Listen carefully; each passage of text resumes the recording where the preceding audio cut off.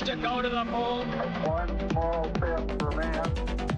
If we look back at the Apollo missions and all of the scientific data that were obtained during those missions, There is boring soil. Hey, it is! we learned so much, not only about the moon, but also about the Earth and the entire solar system. We've only barely scratched the surface in terms of the amount of area we've explored on the moon. We leave as we came, and God willing, as we shall return.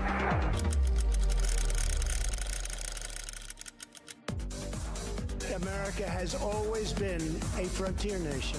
Now we must embrace the next frontier.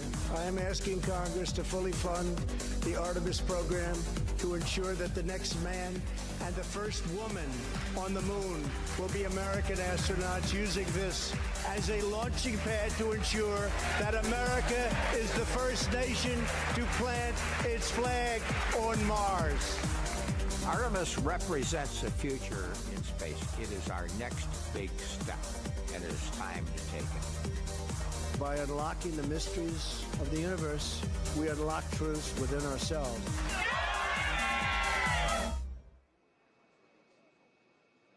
At this time, we invite you to rise if you are able, and veterans and active duty military may render a salute as we honor America with our national anthem.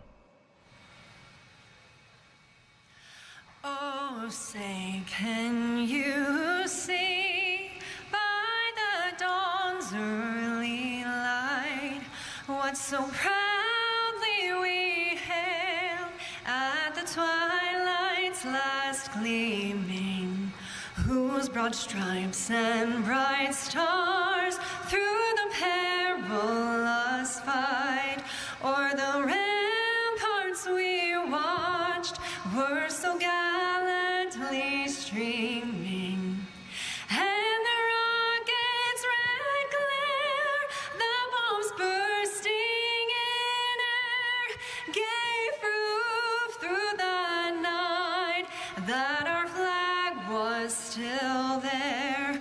Oh, say, does that star-spangled banner yet wave o'er the land of the free and the home of the brave?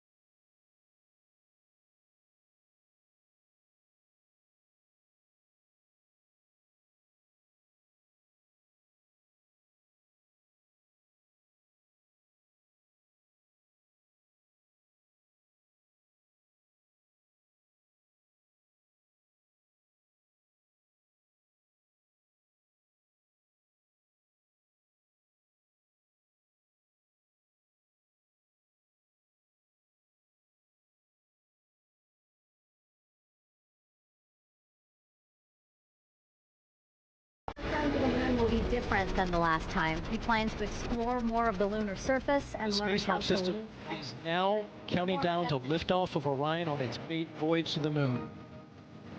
And here we go. Hydrogen burn-off igniters initiate. 7, 6, 5, 4-stage engine start. 3, 2, 1. Boosters ignition. And liftoff of Artemis 1. We rise together, back to the moon and beyond. We are all part of something incredibly special, the first launch of Artemis.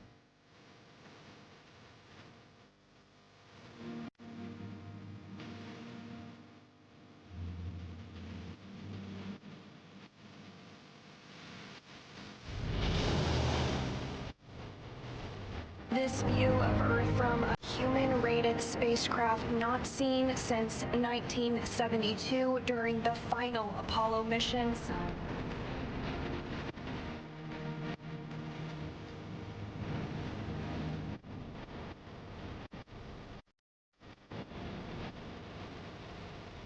Distant retrograde orbit. We're going to be about 38,000 miles away from the lunar surface. We're going beyond anywhere we ever went for Apollo.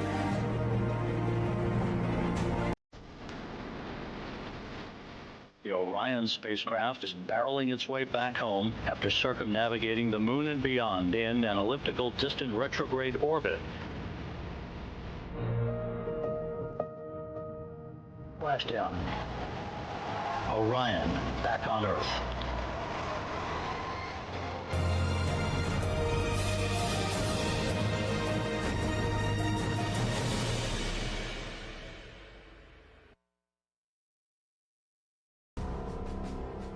Our next guest is one of only 12 humans to have ever walked on the surface of the moon. Please welcome Apollo 17 astronaut, lunar module pilot, and former United States Senator, Dr. Harrison Schmitt.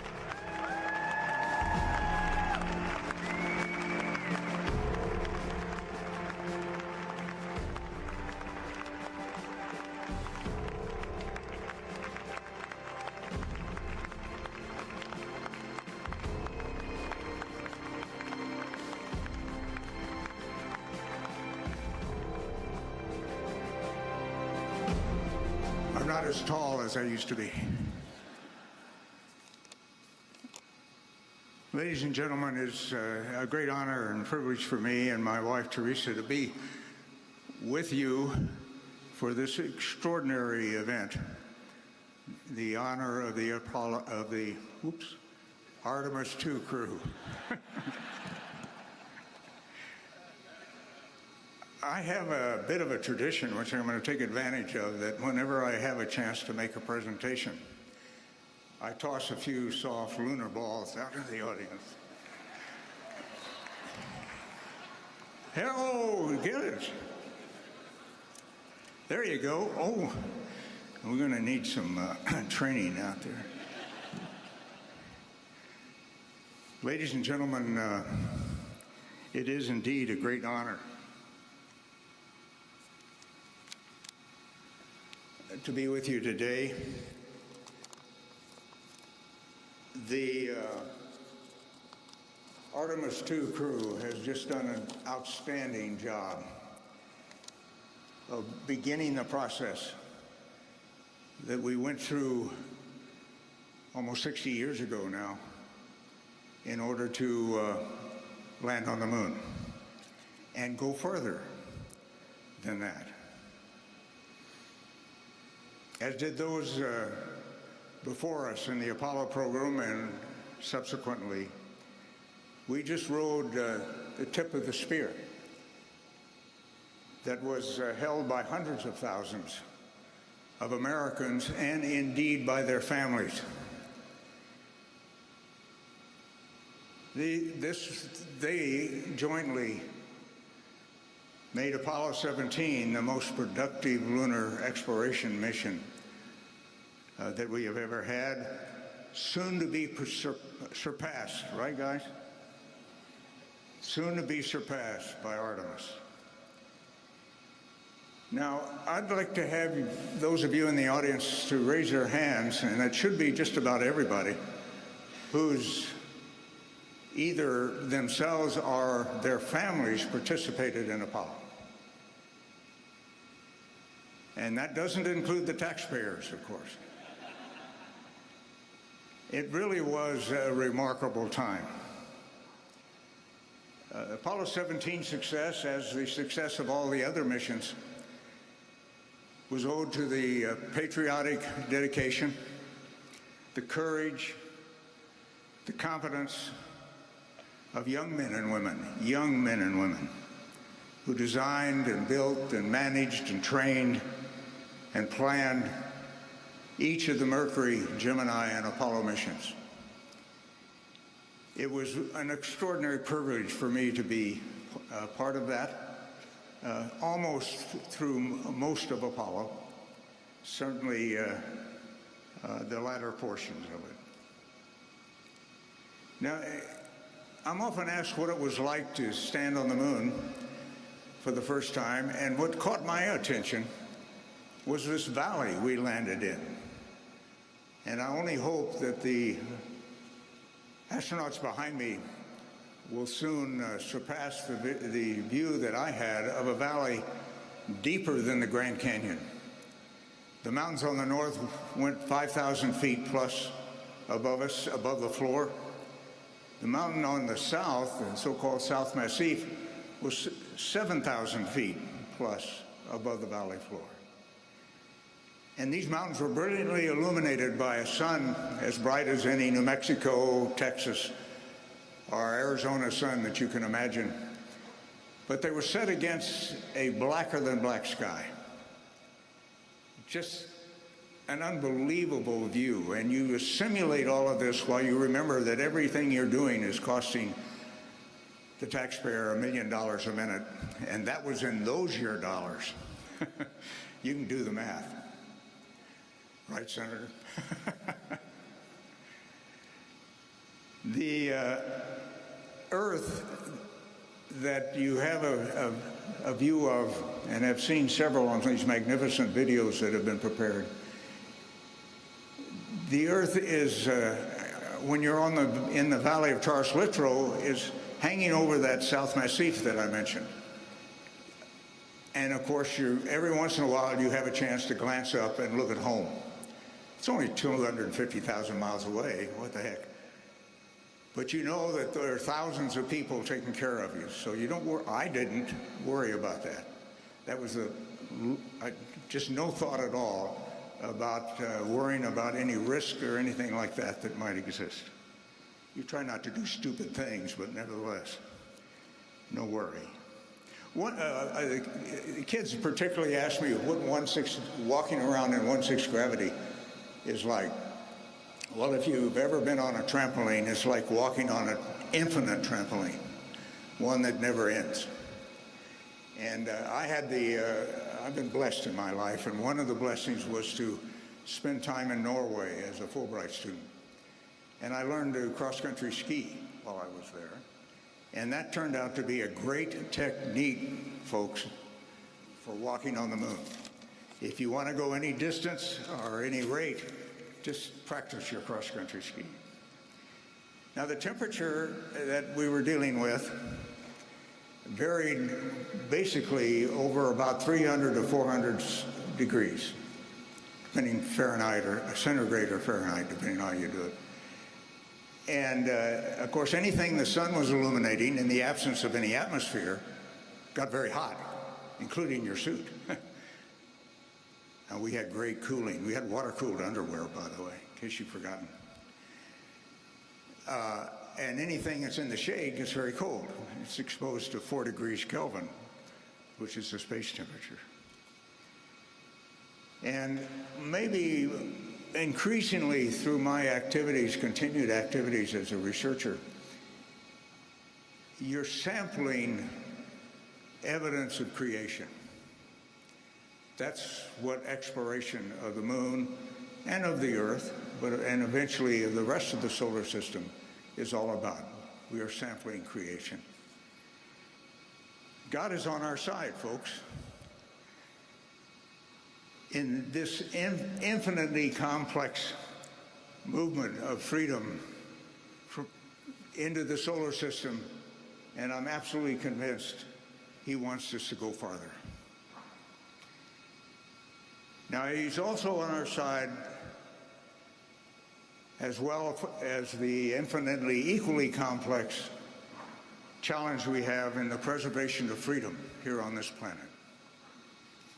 And I'm sure Artemis will continue to do what is required and will make God proud of these critical endeavors. And I want to, in advance of his appearance, thank President Trump for the fantastic support that he has given to space exploration and settlement. God bless the United States of America, and it is now my pleasure to introduce Colonel Matt Anderson, the Deputy Administrator of NASA. Thank you, ladies and gentlemen.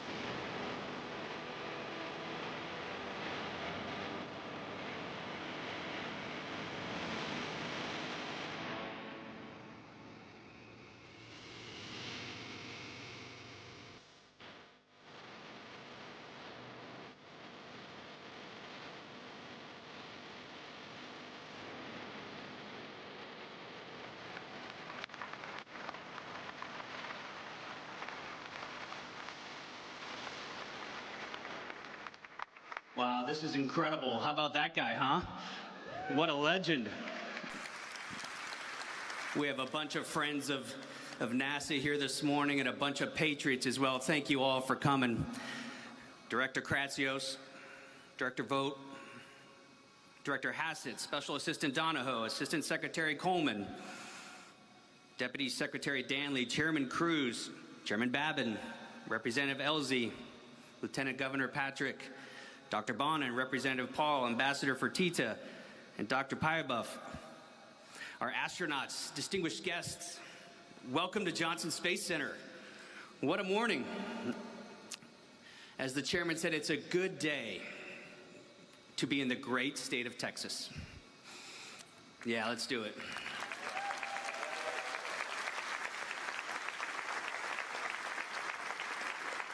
For more than 60 years, this center has served as the heart of human spaceflight.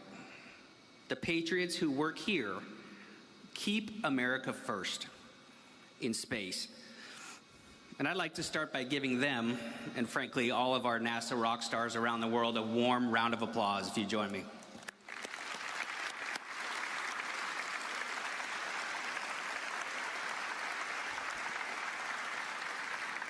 Just up the road here at Mission Control, Capcom Charlie Duke was the first to hear Neil Armstrong tell the world that he had taken one small step for man, one giant leap for mankind.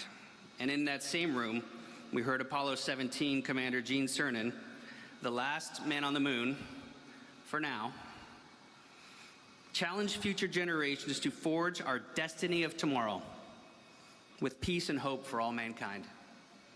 But long before the brave American moonwalkers of Apollo changed the world, they took their first steps here in the Space Vehicle Mock-Up Facility.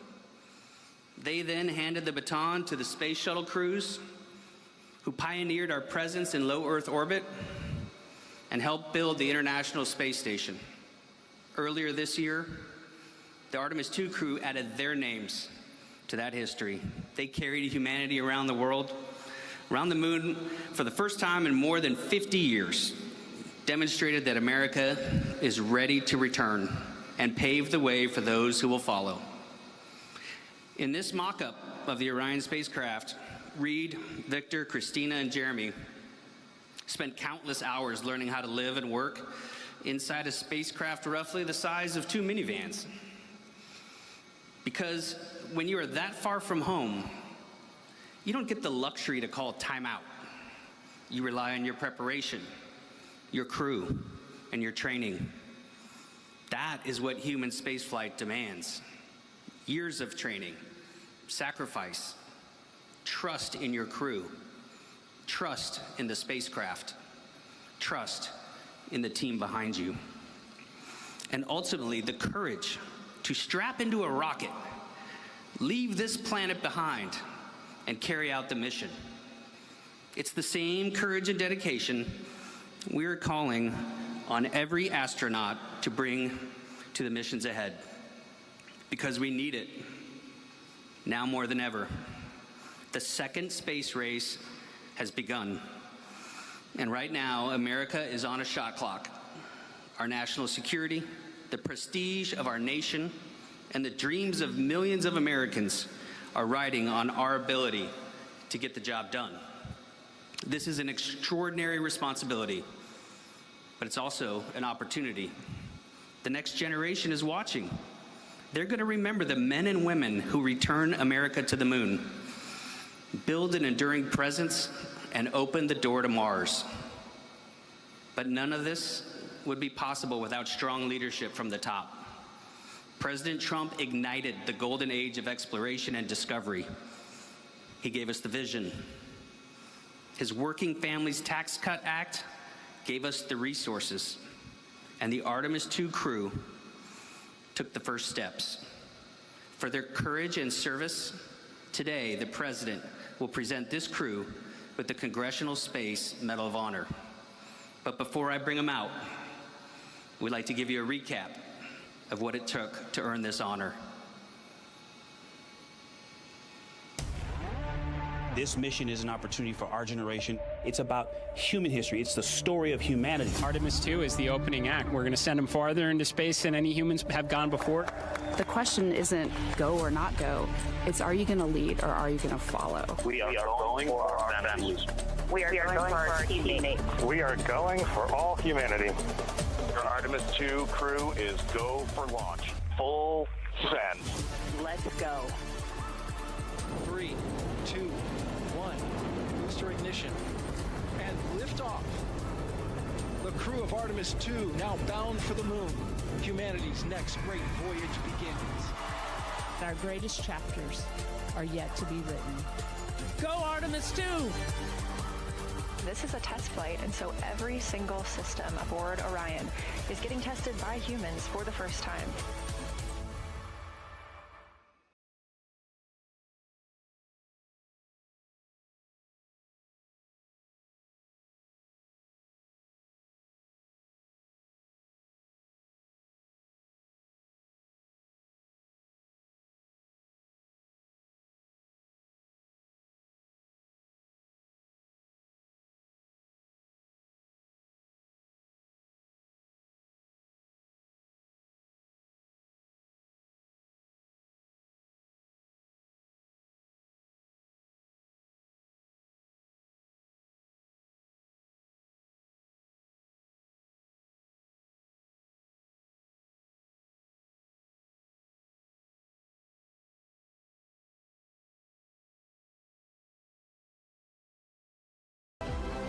If you can't take love to the stars, then what are we doing? That's why we send humans, is that we can share that experience. Kathy Moonjoy. We caught a view of Earth, and now we're completely distracted for a little bit. We look like we're smiling at you, like a little Cheshire cat.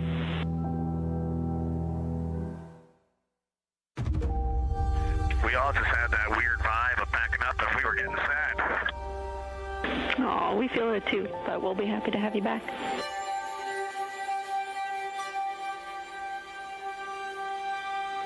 And there go the first series of parachutes. And we're on drogues. Main chute deployed.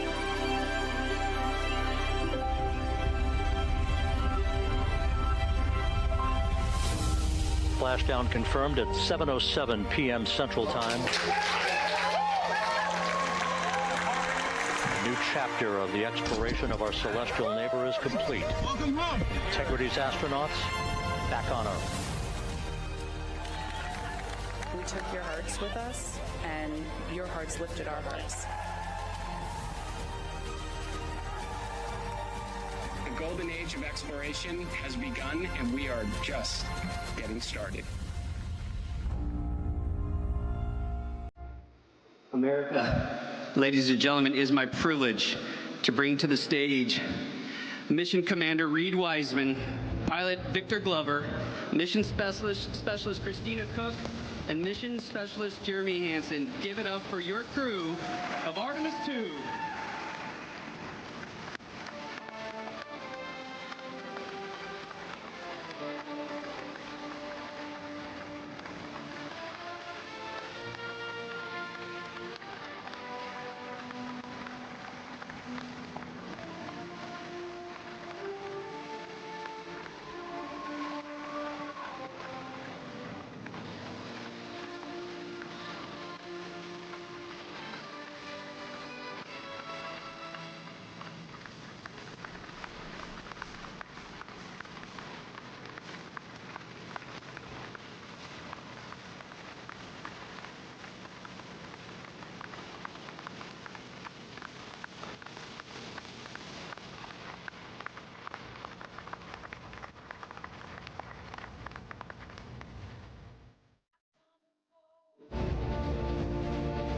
The moon, to me, it's the thing that connects me together with all the other humans in my life. I remember being a little kid lying in bed at night and just looking out at the moon in whatever phase it was in, and I was thinking, man, my friends that live like 20 miles away, they can probably look out and see that same exact moon. And then when I was in the Navy and I would look out at the moon and I'd be halfway around the planet, I would think, man, my brother can see that moon where he is and he's halfway around the planet from where I am. To me, it's a connection of life on Earth. We can all look up and see that moon, and it's always changing. The moon is never the same 2 days in a row. I love that. My name is Reed Wiseman. I'm the commander of NASA's Artemis II mission around the moon. I grew up in a little town just north of Baltimore, Maryland, about 20 miles north of the city. There was a National Guard base nearby my house, and there were A-10 aircraft that would fly over every now and then. I just would look up at them and be like, man, I want to be up there. I want to go do that. And then my brother went to the Naval Academy, and I would go every year and watch the Blue Angels fly during commencement, and that just started to grow and grow and grow. For a while, I wanted to join the Air Force, and then I realized Navy flies as well, and they fly from ships in the middle of the ocean, and that was it. Like, done deal for me. That is exactly what I wanted to do for my career. Flying is freedom to me, especially when you're in a jet aircraft coming off of an aircraft carrier in the middle of the Pacific Ocean.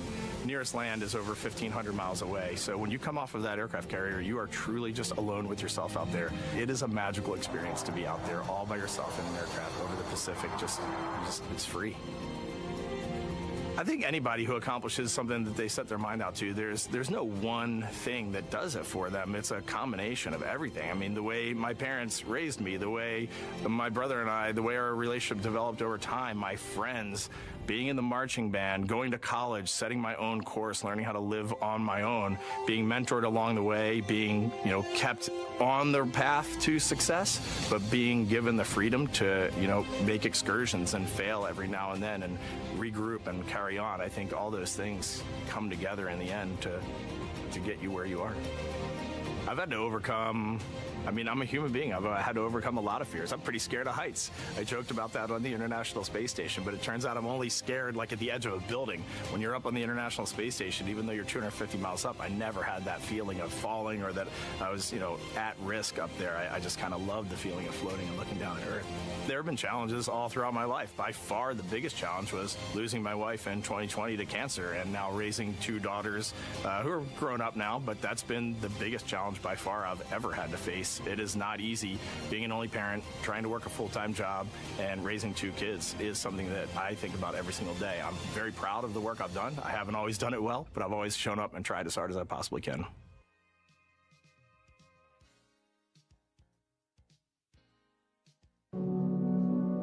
I do wonder what it's going to be like when we are really far from Earth and can see it. The sensation of being so far away from everything that you know. I had that sensation on the space station the first time I got to sit in the cupola for a really long time. So I can only imagine what that's going to be like from 200,000 plus miles away. My name is Victor Glover, and I'm the pilot for NASA's Artemis II mission around the moon. When I was in 4th grade, I was 10 years old, and that's when the Challenger accident happened. And it helped me understand how the general public felt about the astronaut corps.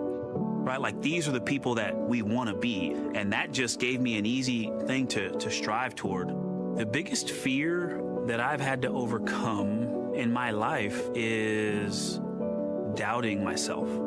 Going to college when no one in my family had gone to college was a huge risk. I had more confidence in my athletic ability than in my academic abilities. I could play football with those college students that I saw on TV. But my classmates that I saw in the lab and around the University Union, I didn't know if I had what they had. I think addressing that self-doubt was a part of, swinging for the fence and trying to go get an engineering degree, not just go to college, but get an engineering degree and then go do something challenging and technical like flying. Apollo is known for sending humans to the moon. Artemis has an opportunity to continue the Apollo story, but I actually think it's important for this story to stand on its own. Artemis is a new program, and we're trying to do new things. And it's great to compare and contrast. When you look at our spaceship, you can see parts that were designed, built, and integrated in another country. When you look at our crew, you see that our crew is international. There are also men and women. And I just think that comparing and contrasting makes the story even richer. The piloting role specifically, I will have an hour and a half or so where I get to fly the spacecraft by hand. We haven't flown that many spaceships. And so the ability to fly one actually in space on a test mission is just a really unique opportunity. I can't tell you how I'm going to feel when we fly by the moon and see the moon up close and the Earth from 250,000 miles away, but I don't use the word excited because I'm focused.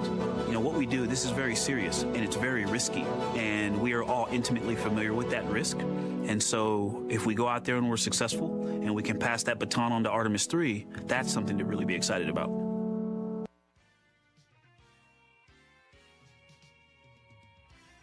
I tell a story, which is one that my dad told me before the Apollo missions when he was just a very little boy. He was looking up at the moon with his mom, and his mom said to him, "Don't worry, Ronnie, we'll never get there." Fast forward maybe 70 years later, it's his daughter that's actually going there. And I think that long arc is something that we can all learn from. The idea that the seemingly impossible becomes possible if you just believe in it and are willing to work hard and come together to achieve it. My name is Christina Cook, and I'm a mission specialist for NASA's Artemis II mission around the moon. When I look back on my dreams as a kid, I definitely never thought I would actually get here. I was very pragmatic. Even though I'm a dreamer, I knew that the odds were way against me again, so I might as well do something I'm loving in the meantime. I definitely loved science and math in school and, did pretty well in those things, but I also loved being active. I was always outside. I loved things that made me feel small. I loved looking at the night sky, oftentimes between the pine tree branches, or I loved the ocean.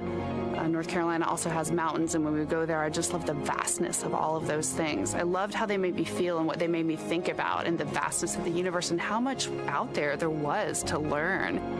I'm drawn to exploring. I'm drawn to challenges that involve both mental and physical, and I'd much rather be solving problems wearing a whole lot of equipment and in a harsh environment, and that's just something I've carried with me ever since I was a kid.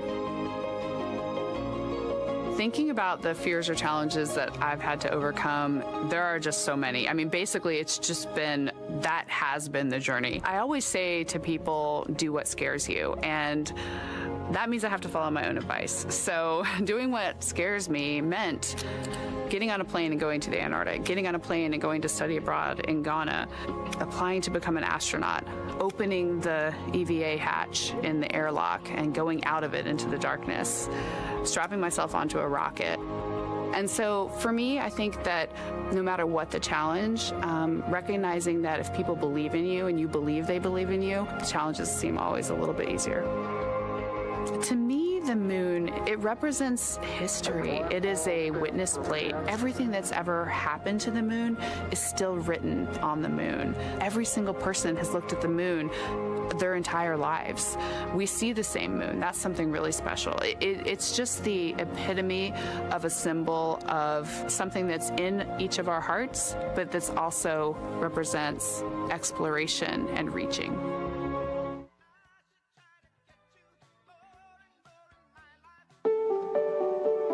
I have this very distinct memory of seeing an image of an astronaut standing on the moon. It's burnt in my brain because I went back to it so many times in my childhood, and I would look at that image, and I know it had a huge impact on me that humans had walked on the moon. My name is Colonel Jeremy Hansen. I'm an astronaut with the Canadian Space Agency, and I'm a mission specialist on NASA's Artemis II mission around the moon. My elementary school years, I grew up on a farm outside of London, Ontario. I spent as much time as I could with my dad on the farm. I learned the value of hard work, for example. If I wanted to go to work with Dad, it was going to be a long day, and I was going to have to not complain, or I wasn't going to get to go the next day. I had a treehouse. I had a vivid imagination, and I changed my treehouse into a spaceship. I made all these dials and controls. I had circuit breakers for switches that I found in the barn, and I was exploring space in my imagination. The most important thing I did to get to where I wanted to go in life, which was flying fighter jets and eventually becoming an astronaut, is I shared those desires with other people. And it turns out, just like you don't go to the moon on your own, if you could, I would have done it a long time ago in my treehouse as a kid. You have to go as a team. I think the biggest impediment to achieving my goals was, of course, myself. And I think that's a common human experience. There are many times where just little things would get in my way, and my immediate interpretation of that was, well, now that goal's out the window. You know, people must have lifted me back up, and somewhere in the back of my head, that persistence came through. And I think that's a common human experience, to doubt ourselves. I've come to this, I guess, realization that I believe that we all have gifts to contribute, and the goal is to figure out how to use your energy towards adding positively to humanity's existence on this planet. But I love it when humanity sets big goals, like sending humans to the surface of the moon with an eye to eventually going to Mars, because when we do that, we can bring together genius from not just even in one country, but around the world. I've also learned from my indigenous mentors that they refer to the moon as Grandmother Moon. So you've probably heard of Mother Earth. They use Grandmother Moon because Grandmother Moon is responsible for the water in their community, just like the moon moves the water around the planet, affects the tides. And I think that's a really beautiful thing for us as we go back to the moon, to think about all the different cultures around the world and how they view the moon differently. And that's really neat because we all share that same moon in the night sky. This is drawing on the playbook of success from the 1960s. We're bringing it back. This is how you do the near impossible. We're learning and building up to doing something extremely hard. A permanent human presence on the moon may sound like science fiction, but it's already taking shape. The ideas are becoming hardware, the plans are becoming missions, the future is happening now. Being able to see moon-based elements get into the finish line is just awesome. We're taking you behind the scenes to show you how. People are looking up again, believing in big things again. America is returning to the moon to build a moon base. We're going to need to achieve the near impossible.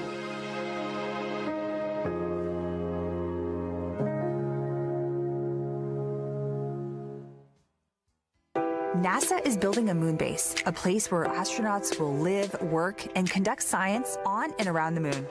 Now, building a moon base won't happen all at once. It will take more than 20 lunar landings during the first phase, with each mission delivering the equipment, technology, and science needed to build, learn, and improve.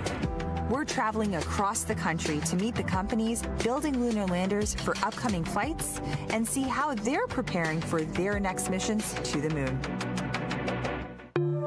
Just north of Austin, Texas, Firefly Aerospace is preparing for its second mission to the moon. NASA's Carlos Garcia Galan is taking us inside its headquarters, where engineers are preparing the lunar lander for its upcoming mission. Love to see the hardware ready for moon-based mission, Blue Ghost 2. So tell us a little bit about what we're looking at. Yeah, so what we're looking at right here is, like you mentioned, our Blue Ghost Mission 2 lunar lander.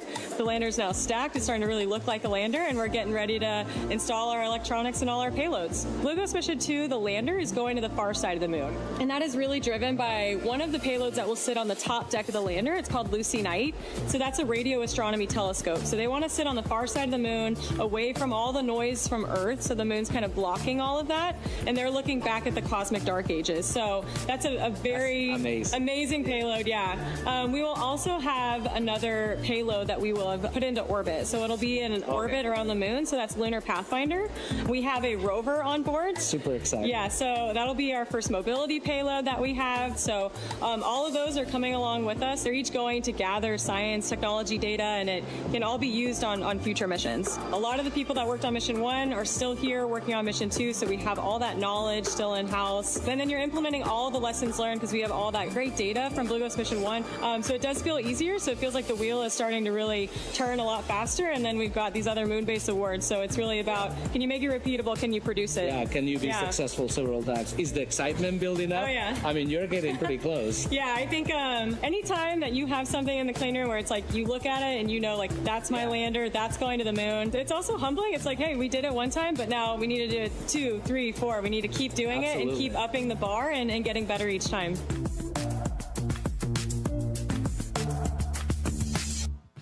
Over on the West Coast, NASA's Ryan Steffen is at NASA's Jet Propulsion Laboratory in California, where Voyager Lunar Systems Griffin 1 lander has arrived for environmental testing. This larger lander is an infrastructure class lander. It's not just meant for scientific payloads and instrumentation, but also it's made to basically take equipment in infrastructure level capability and deliver that to the lunar surface. It's also landing in the South Pole, where the terrain is a little bit harsher. It's a little bit more dangerous to land. It requires precision navigation, guidance, and control to land in safe locations. This lander will be taking a total of 10 payloads, the largest of which, the Astrolab Flip rover, is the largest commercial payload to ever be delivered to the lunar South Pole. So we're thousands of miles away from where you guys assembled the spacecraft. Why did you decide to bring this out to Southern California? Jet Propulsion Laboratory has some of the best, most capable environmental testing facilities in the world, and for a lunar lander this size, really what we want to do is test the spacecraft, put it through its paces. Right now, Griffin is fixtured on top of the mass properties fixture, which is the black thing you see in front of it. Basically, we are testing to measure the mass of the vehicle, the total mass, the center of gravity, the moment of inertia, so that we know the exact configuration of the flight vehicle. When we get back, we will finish reviewing a lot of the test data that we've done here, correlating to our models and our pre-test predictions, modifying those based on the feedback that we've got during this testing, and potentially addressing any findings on the ground here while we have the chance before we launch later this year. It'll be exciting. On the East Coast, NASA's Courtney Beglin is at Blue Origin's testing facility in Cape Canaveral, Florida, to see the latest on the Blue Moon Mark 1 lander. Mark 1 serial number 1 is designed to prove out the core technologies for Blue Origin that we will eventually apply to the human landing missions of Artemis. So it's our liquid oxygen, liquid hydrogen systems, it's our precision landing capabilities, it's also our ability to offload large amounts of cargo. I see a lot of people working on this lander. Can you tell us what is left for this lander in order to make it fly? We just completed our thermal vacuum testing at Johnson Space Center in January and February of this year. We then brought the vehicle back. We did a number of tests. We first tested our RF compatibility with the TDRS satellite system, as well as a deep space network. We also have tested how our vehicle reacts during stage separation from the New Glenn vehicle. We've tested the acoustic environment, and soon we'll be testing our cryogenic propellant system. We've just completed our fit checks of our BE-7 main engine, the actual engine that will fly to the moon. That went perfectly, and so we're now closing up these tests, and we'll be ready for New Glenn. As you know, we had the mishap at the pad with New Glenn. The team there is making phenomenal progress. We are working to have serial number 1 ready and stored in a quiescent state for when New Glenn is ready. We expect that launch to occur in Q1 of 2027, and once that's complete, we'll now continue on to serial numbers 2, 3, and 4. We're also carrying NASA payloads, the SCALPS payload, which will allow us to visualize what the exhaust from our BE-7 engine is doing to the surface of the moon, so that will will feed forward to heavier landers in the future. We also carry a retroreflector from NASA on this mission. NASA's been a phenomenal partner to us. They've been working hand in hand with us, and that's what's going to allow these 4 serial numbers to come off the assembly line as quickly as they are. In Houston, NASA's Adam Schlesinger is at Intuitive Machines headquarters getting an up-close look at how the Nova C lander is being prepared for its 3rd mission to the moon. So this spacecraft is our Nova C. This is our IM-3 vehicle. As you can see up on the top is the methane tank. The oxygen tank is below.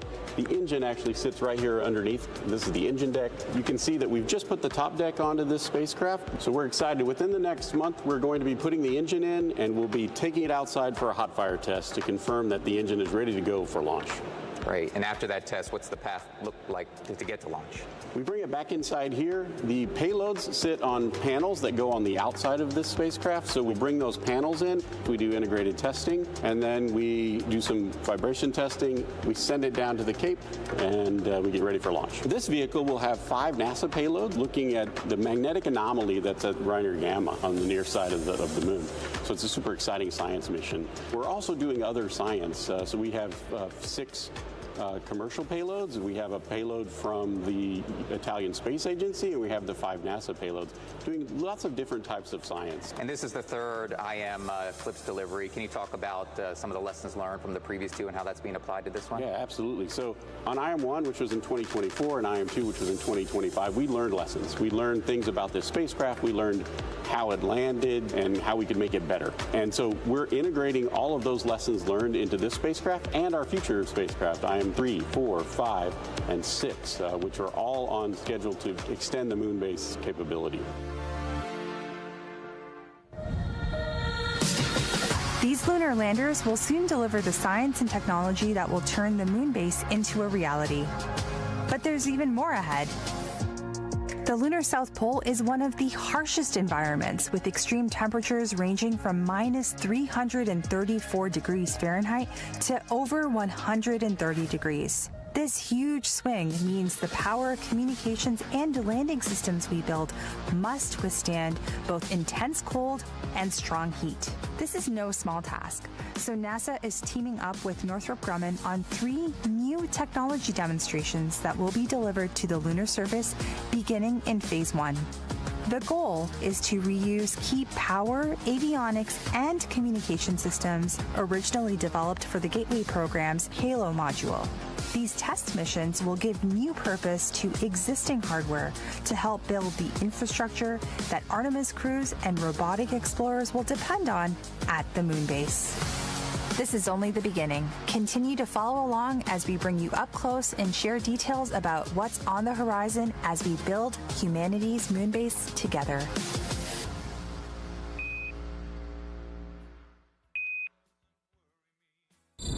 When it comes to Mars, everyone thought we were crazy.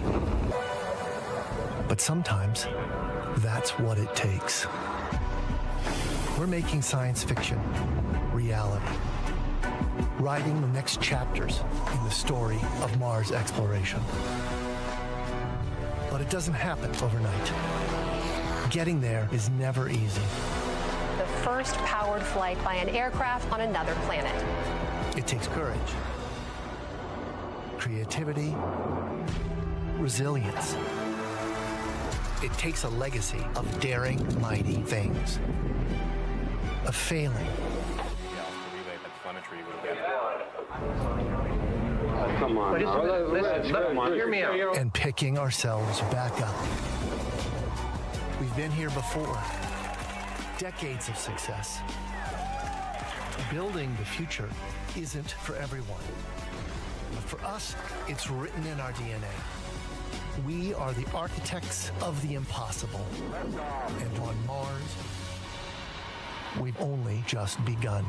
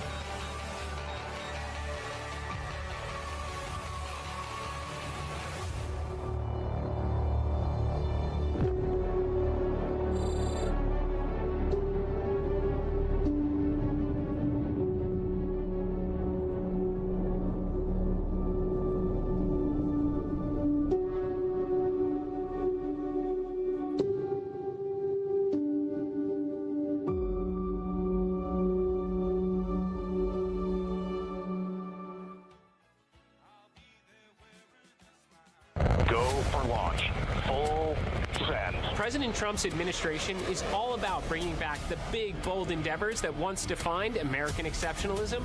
That's one small step for man. And NASA is very much on board.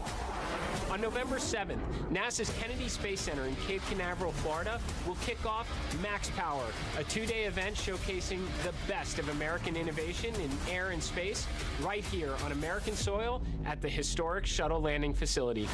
Max Power will feature space hardware, NASA and DOW aircraft, interactive mission simulators, moon rovers. You're going to have Apollo astronauts there, Artemis astronauts will be there, behind-the-scenes experiences, one hell of an air show, and maybe even a rocket launch or two. As we honor America's 250th birthday, Max Power will help set the stage for the next 250 years of American engineering greatness. Together with our collaborators, this will be an event remembered for generations. You can head to nasa.gov/maxpower to learn more, and I'll see you on the flight line.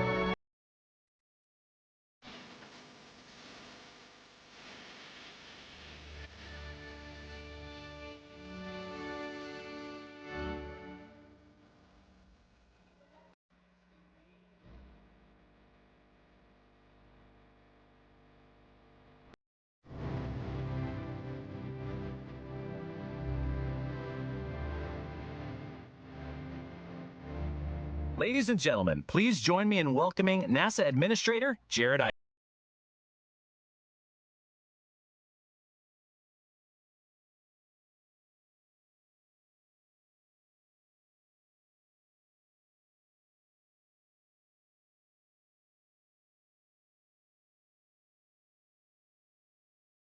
President, welcome to Johnson Space Center.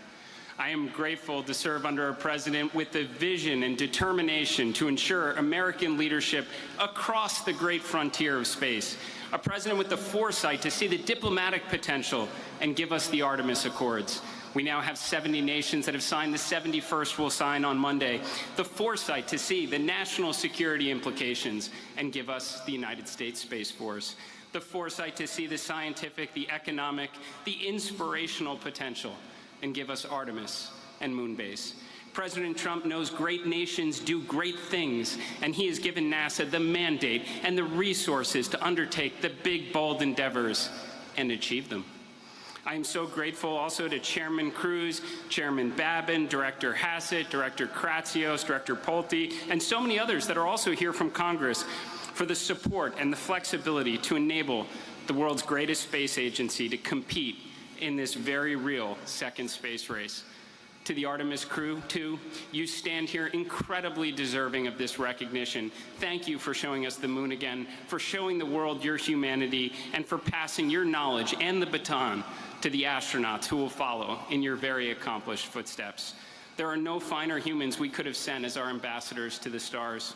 To the NASA workforce representing the absolute best talent across the United States of America, alongside our industry and international partners, you showed the world that when we commit to these hard, these consequential endeavors, there is nothing we are not capable of achieving.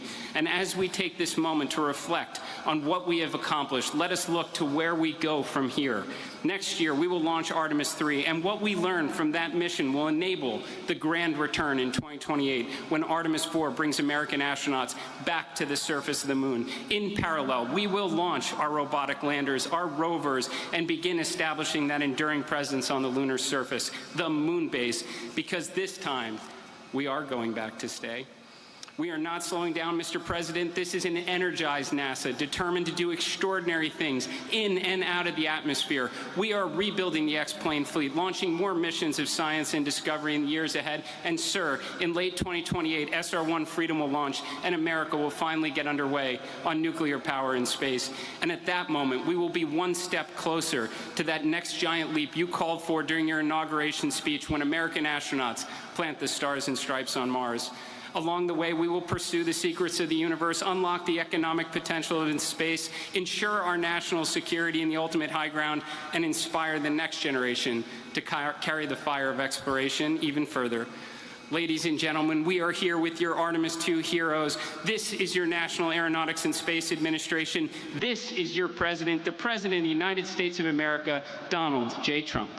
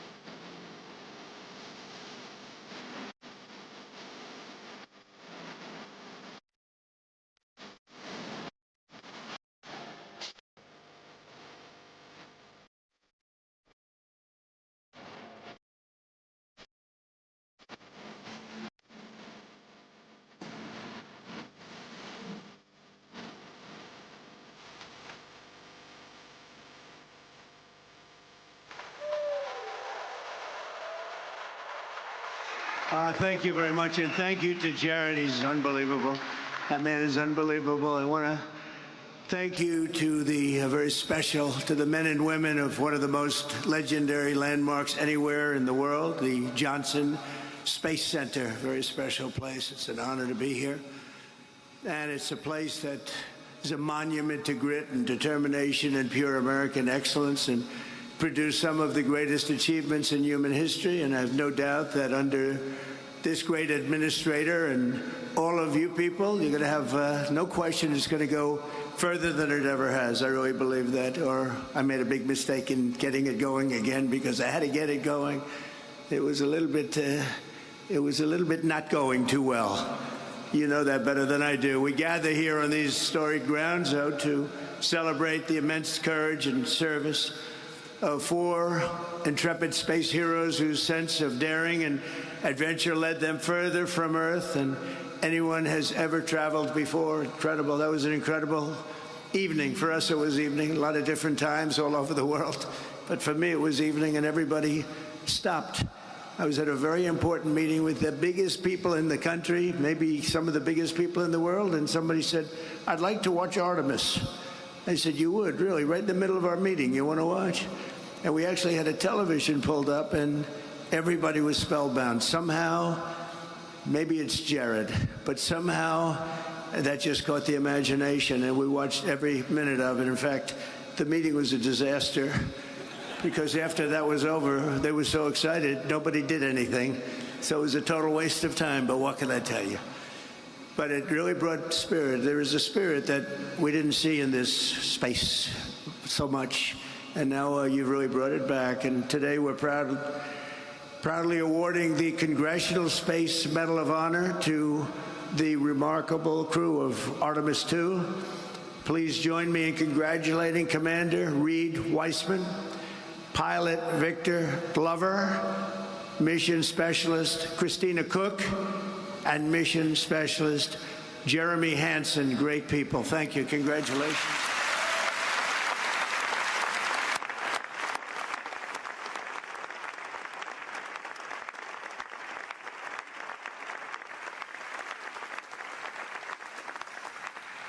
Then I'm going to be presenting them a little something in a couple of minutes. But these astronauts did not do it alone. I want to salute all of the engineers and scientists, launch and landing specialists, everyone at NASA who helped make this mission a great success. I had an uncle who was a great scientist, a great man. He was at MIT for 41 years, Dr. John Trump, and he loved space. He used to tell me about space, all space. He would throw in the word nuclear every once in a while, but he loves space. So I guess we have genetically, I believe in that stuff. I love it. I find it so interesting, so amazing. It's very special. Thanks to also Associate Administrator, Chief Engineer, Amit Shathriya, and that's Artemis II Lead Flight Director, Jeff Radigan, Artemis II Landing and Recovery Director, Lily Villarreal, and thanks as well to friends of NASA. We have Senator Ted Cruz. Where's Ted? Are you here, Ted? Look at this guy. He's a good man. Stand up, Ted. He is a good man. We've had good moments and bad moments together. And I will tell you, he's good and he's smart and he loves what he's doing right here. This is something special, right, Ted? Also, another great warrior and friend of mine, Brian Babin, representative, congressman, does a fantastic job. Thank you, Brian. And Jake Elzy. Jake, thank you. What a group we have here, huh? Lieutenant Governor, a friend of mine. I mean, I shouldn't get political, so I won't, but I will tell you, from 2015, everyone thinks I ran in 2016. I actually announced in 2015, Lieutenant Governor Dan Patrick called up. He said, I want to be the chairman of your campaign in Texas, and you've never left, right? And we won it in record votes. Nobody came close.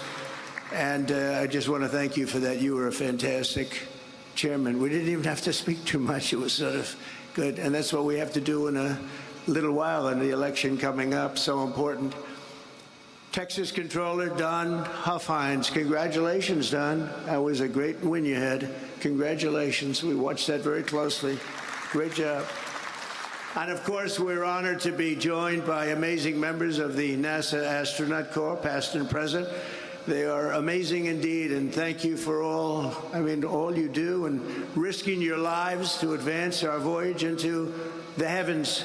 It's where you go to the heavens. And I understand this weekend that NASA has a very big launch coming up, the Roman Space Telescope. I was asking Jared, is that a big one? He said, it's really big. So I hope everyone that's watching, look at all the media back there, all the press. I hope you're going to inform people because this is going to be a very big deal.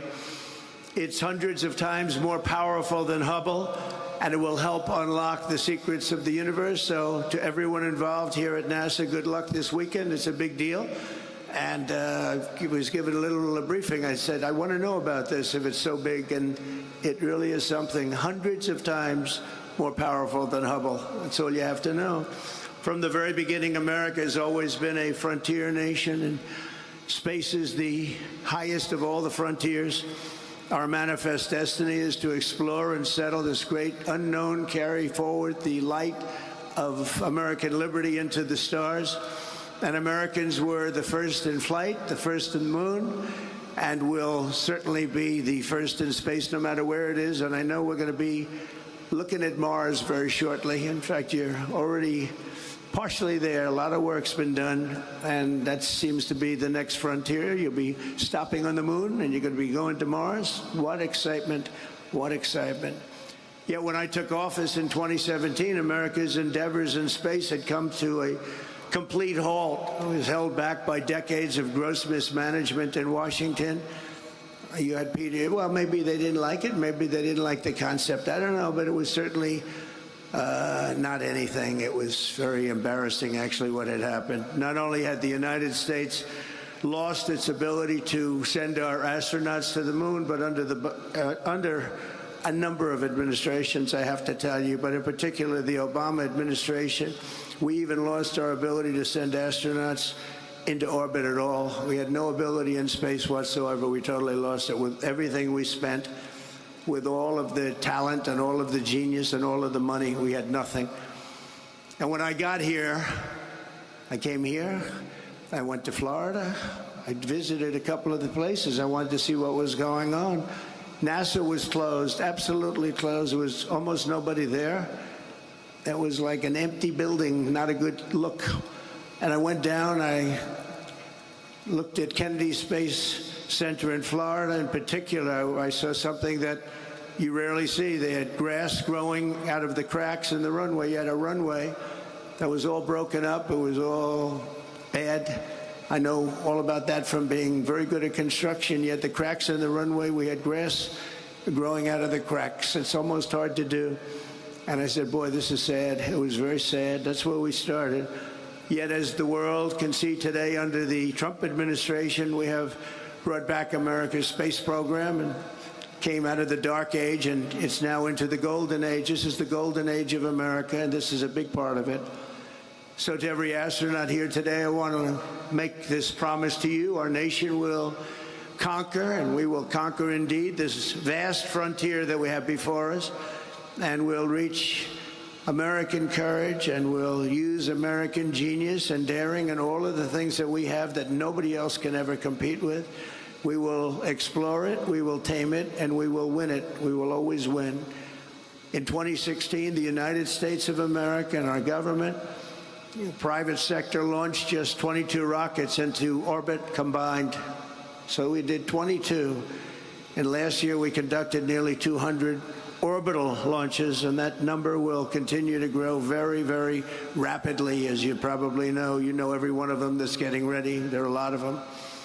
By embracing competition in the private sector, we freed up NASA to focus on what it does best, leading the cutting edge of exploration and human space flight.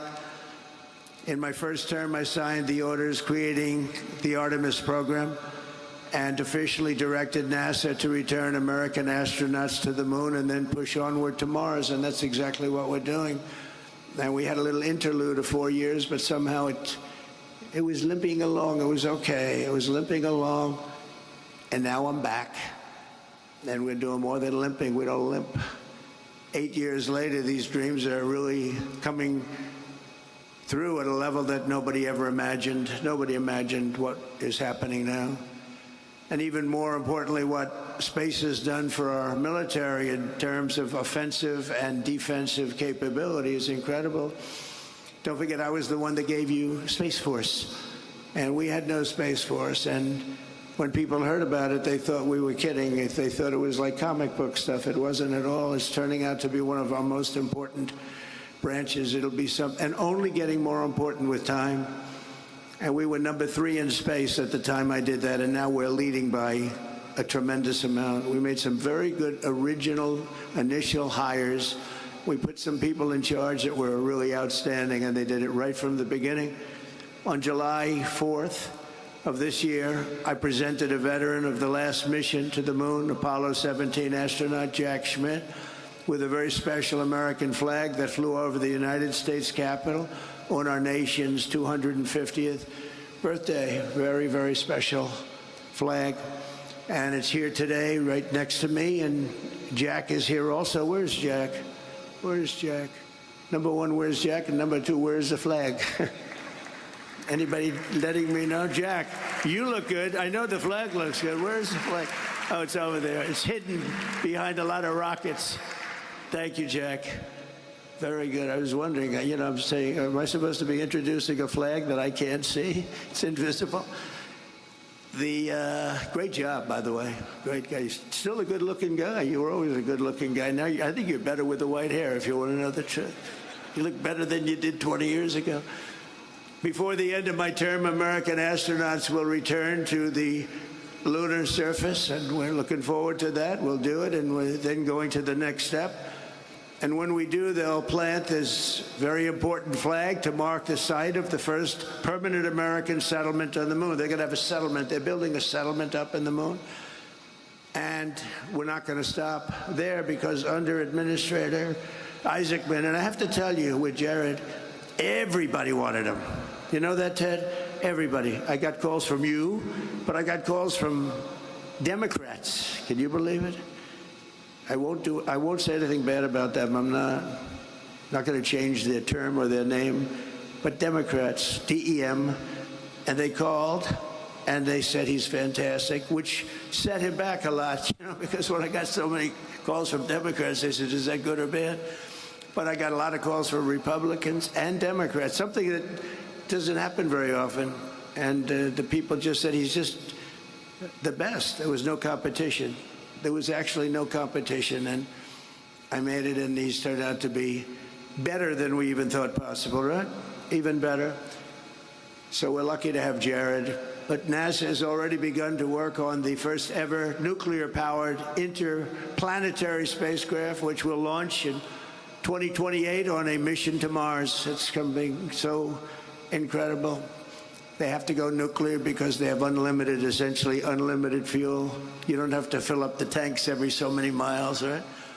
It's incredible. This ship will be among the first of what will ultimately be a massive American star fleet, making space travel almost as common as ocean travel today, and bringing our military to a new level of excellence. Again, so much of this has to do with our military. I don't know if I'd be as enthused about it, but what it's done to our offensive and defensive capability is incredible. So we're doing this, but we're also, when you think of space or when you think of what we're doing here, the military is a very big factor. We're at levels that nobody ever thought would ever happen. And you see how well we fight. We fight very well. We're getting so much of our information from Space Force, as an example. Makes us a much better military. You look at Venezuela, what happened there. One day, actually, to be exact, it was 48 minutes. And so much of that information came from space. And all the attacks are, if you look at our blockade, which is incredible, it's so successful, being helped by space, Ted, being helped by space. So who would think?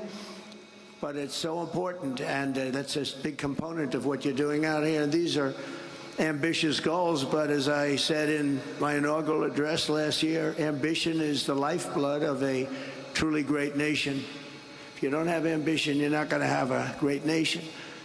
When Americans are determined, nothing can hold us back. In the end, American dominance in this domain is not a choice. It's an economic and national security necessity. A nation cannot be first on Earth if we're going to be second in space. Just not going to happen. Somehow it just doesn't work that way. It makes sense. I was going to say, does it make sense? Yeah, I guess it does when you think about it, right, Brian? For this reason, in my first term, I created the 6th branch, United States Armed Forces, Space Force. And today I have another historic announcement to make. This is something that's so exciting for me, given the rapid growth of the Space Force and the commercial space industry and the expansion of our ambitions to the moon and far beyond the moon. Far beyond the moon will someday be thought of a close location, like in the old days, the subway, the first stop. The moon will be a close location.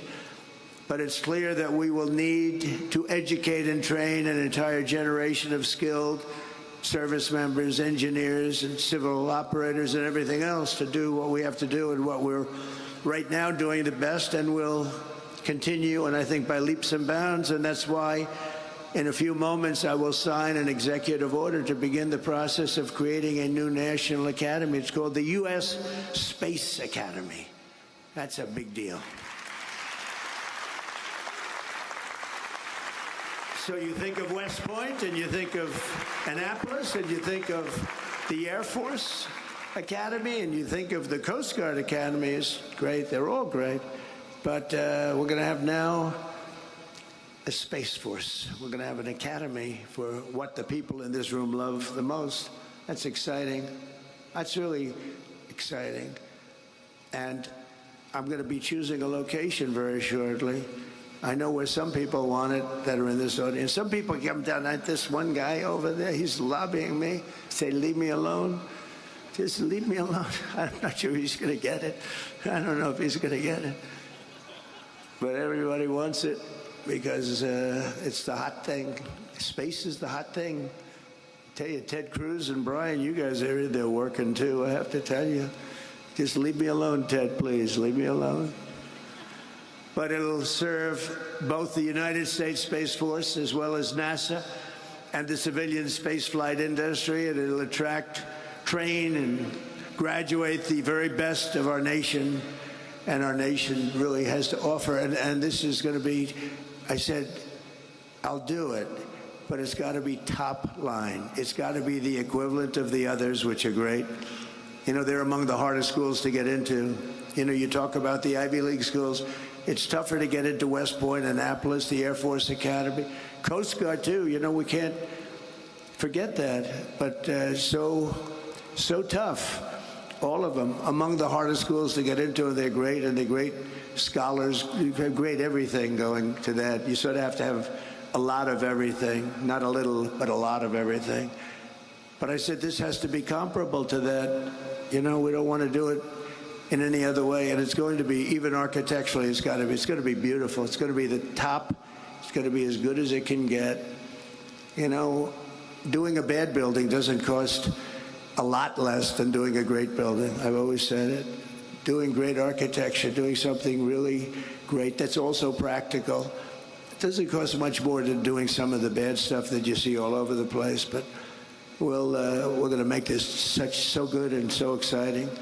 But first we have to honor the heroes who are inspiring the next generation of astronauts and pioneers and the people behind me. These people, I looked at them coming before I came up. I said, that's a good-looking group of people. I don't like speaking with those people behind me, to be honest.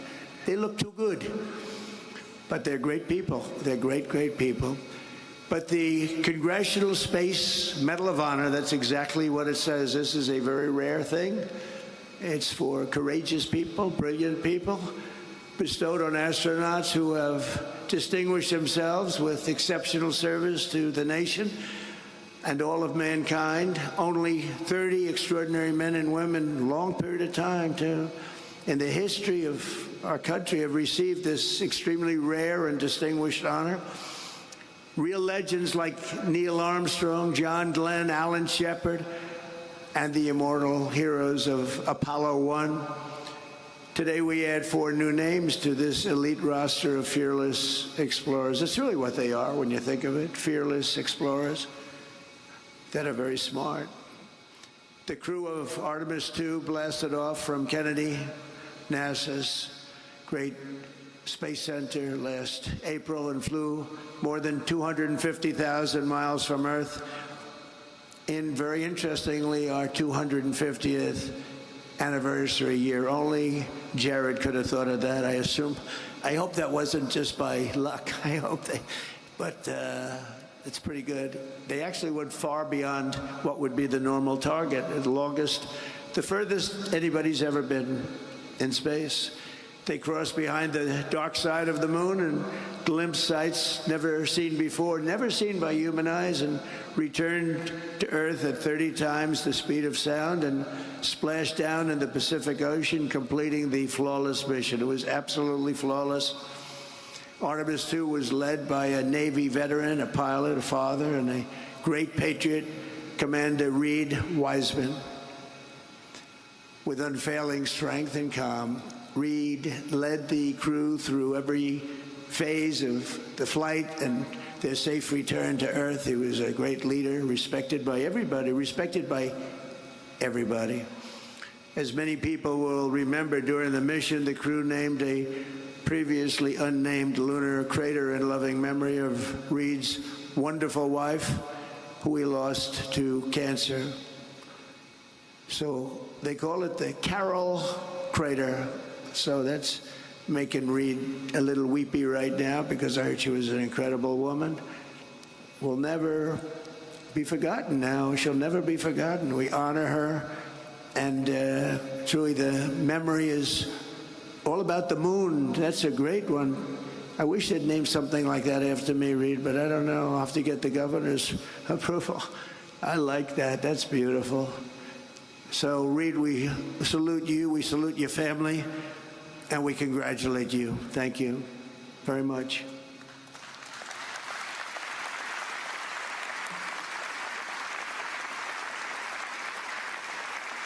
And today we also honor a distinguished naval aviator with an outstanding record as a test pilot. He served in 24 combat missions for our country before taking on the most dangerous mission of all, Pilot Victor Glover. Victor led guidance, navigation, and control operations with perfect skill and absolute total precision. And you have to have great precision or things will not go well. And he did it with the heart and the faith that brought out the best in this incredible team. Before the spacecraft passed behind the moon and lost communication, and they did. I was watching. They were totally, there was absolutely none. I said, what's going on? But they lost total communication with Earth for a fairly extended period of time. Victor turned to prayer and reminded us all of God's love for all of his children. And Victor, thank you very much and congratulations. It's incredible. Great story. We also, thank you.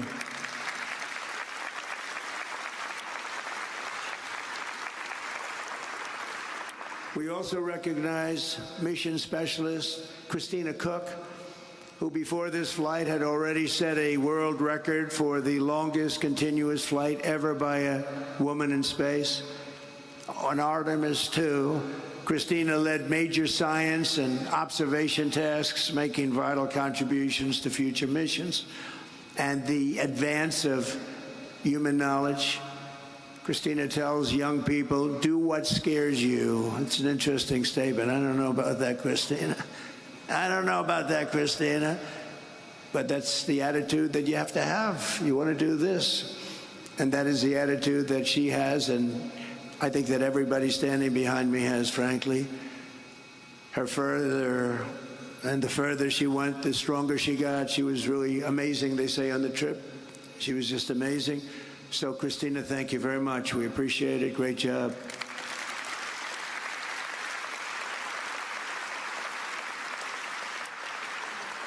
And finally, we honor a master of science and physics, a fighter pilot, a great one, and a beloved member of the astronaut team, mission specialist, Jeremy Hansen, On Artemis II, Jeremy became the first non-American in history to travel beyond low Earth orbit. He documented lunar terrain while contributing enormously to space science and physics research. And along with Christina, he helped the crew stay healthy and develop standards and best practices. Jeremy, thank you very much. Great job. Great job.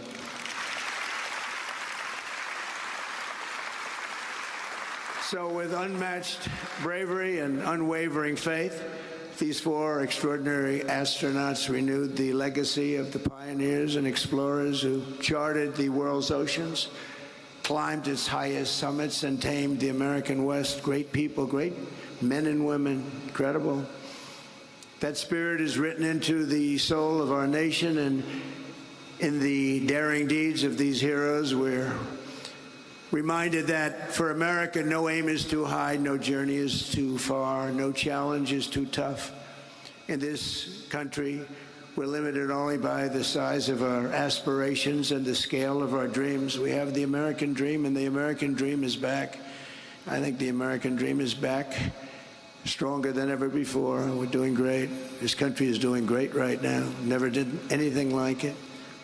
81 stock market highs in 1.5 years, never been anything like it, including they broke it again yesterday for the 81st time. And $19.2 trillion is being invested in our country from outside countries and interests and people. And we've never seen it. That's why I call it the golden age. It's an exciting time. Tomorrow's going to be very exciting. And today, thanks to the crew of Artemis II, those dreams are closer than ever before, and we're on the cusp of an adventure and something that's so special. People have really not imagined anything. It's really, civilization is into the stars. The stars are up there and they're beautiful, and you're right next to them. You have the courage to be right next to them. Few people do, but you're leading the way. It's great, great bravery. I want to thank again Reed, Victor, Christina, and Jeremy, very special people. And now I will sign the executive order creating the U.S. Space Academy, and then we will do the honors. Thank you very much, everybody. Great honor.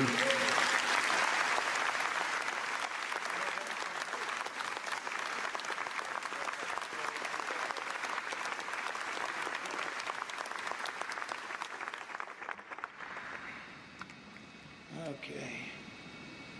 Gotta pick a good one. Pick a good pen.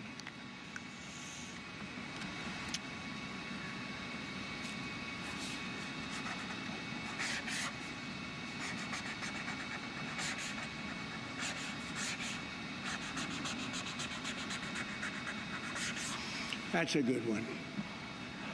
Garrett, thank you very much. I think he deserves it, right? Okay.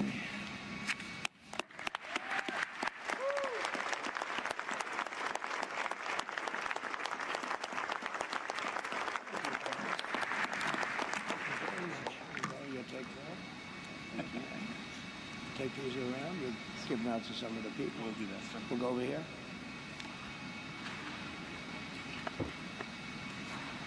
Thank you so much.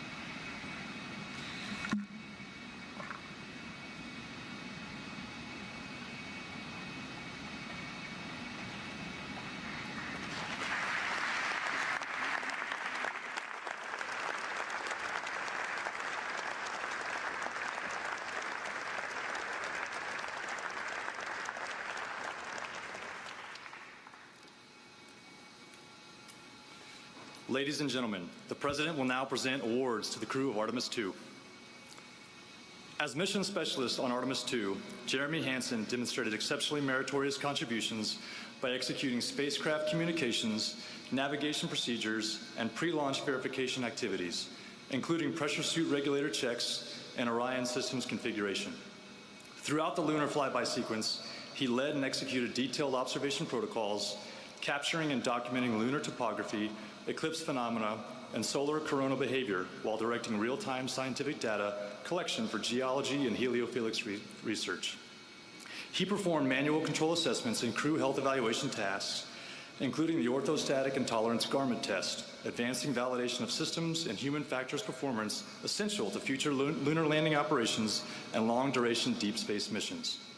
During the mission, he was integral to the crew surpassing the Apollo 13 distance record and reaching approximately 252,760 miles from Earth, farther than any humans in history.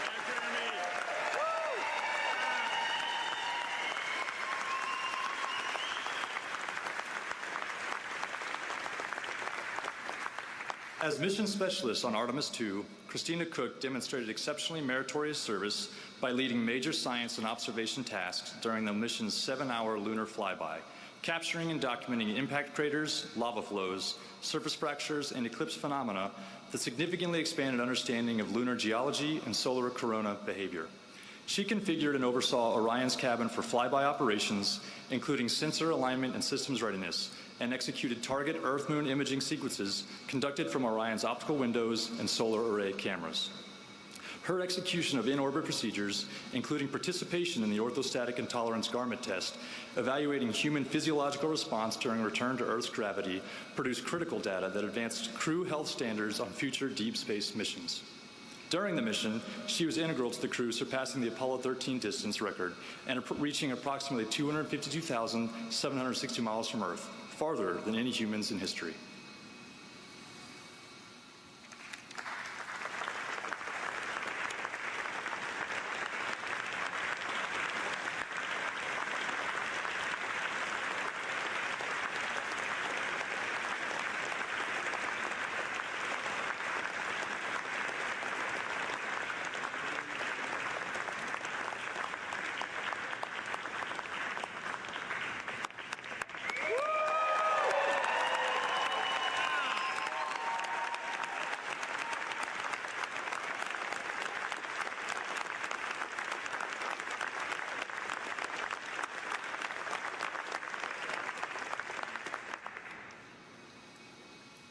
As pilot of Artemis II, Victor J. Glover distinguished himself through exceptionally meritorious performance by commanding and executing guidance, navigation, and control operations throughout launch, translunar injection, and return phases. He led manual control evaluations during Orion's return trajectory operations, validating spacecraft control modes and confirming the spacecraft's piloting characteristics for future missions. He maintained precise control of spacecraft attitude during lunar observation periods, enabling the crew to capture essential scientific imagery and meet mission-critical documentation objectives. His professional skill was further demonstrated during trajectory correction maneuvers and during final atmospheric entry and splashdown, ensuring the mission's safe completion and advancing deep space operational readiness for upcoming Artemis expeditions.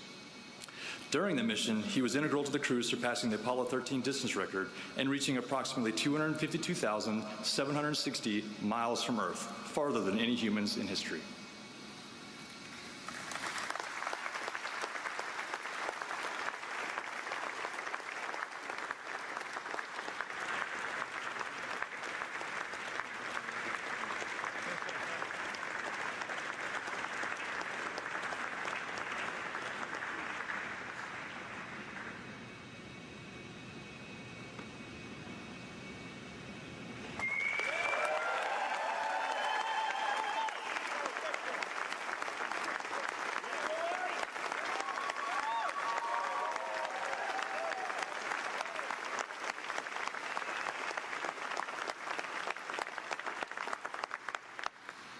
As commander of Artemis II, Reed Wiseman exhibited exceptionally meritorious leadership in executing the first crewed lunar mission in more than 50 years, commanding and leading the crew through critical pre-launch validations, including SLS RS-25 engine readiness and Orion spacecraft power-up and suit integrity checks. During the mission, he commanded Orion's outbound trajectory, the successful lunar flyby, and detailed geologic observation operations, ensuring the spacecraft remained on the precise course required for the crew to surpass the Apollo 13 distance record and reach a maximum of approximately 252,760 miles from Earth, farther than any humans in history. Under his command, the crew executed return trajectory correction burns, manual control evaluations, and system verification procedures that culminated in a flawless splashdown and safe recovery, advancing the nation's readiness for future lunar surface missions.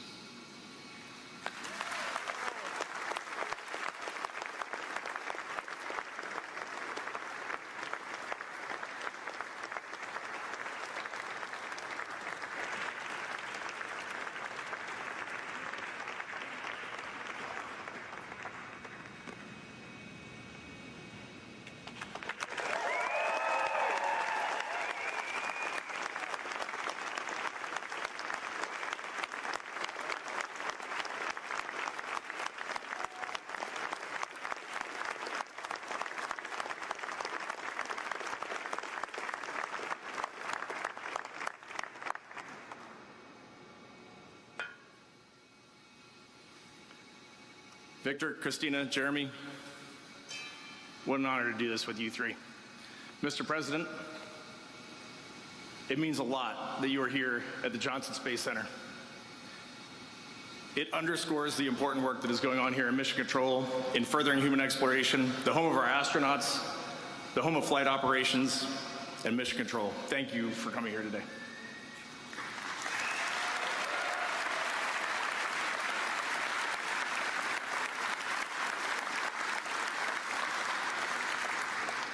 This is awesome. On April 1st, on the launch pad, when we were getting ready to ride this magnificent rocket, the crew said three things. Victor Glover said, "We are going for our families." Many of you are here today. Thank you so much for supporting us. Christina Cook said, "We're going for our teammates." Mr. President, when we were backstage and we heard you mentioning some of those names of those people who sent us on this mission and brought us back safely, that was warming our hearts. Thank you for honoring those people. And then Jeremy said, "We're going for all humanity." When we went around the far side of the moon, which has now been rounded up to 252,760 miles, we'll take it, keep rounding it up, we got to talk to you. You gave us a call, and the one thing that really sticks out to us is you said how proud you are and how proud our nation is of the job that we have just accomplished. And for us, that is what we set out to do. We wanted to inspire this nation and inspire the world, and for us, that showed us we were on the right track, so thank you for that call. We wear these 4 medals, and we are going to wear them with pride, but please know, it is not pride for ourselves that we feel, and I truly mean that. It is pride for the grit that our families had when we left this planet. It is pride for that team, this NASA team, that sent us on this mission, and it is pride for the international community that stood alongside us, got this vehicle ready, operated it, and cheered us on. So thank you for bestowing this honor on us. And in closing, how cool it is to be an astronaut here in Houston and to see our entire astronaut corps standing here supporting us. And behind me, you have the Artemis 3 crew, Randy, Luca, Frank, and Dr. Andre Douglas. And we are so excited to see where Artemis 3 goes and where the rest of this office goes, thanks to your vision and Administrator Isaacson's leadership. Thank you all.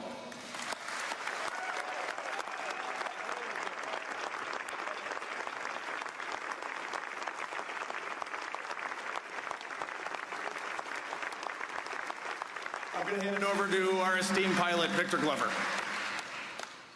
Mr. President, when we were in your office and you were so gracious to us, lavishing us with gifts and so much of your time, we had mentioned getting you one of these blue flight jackets.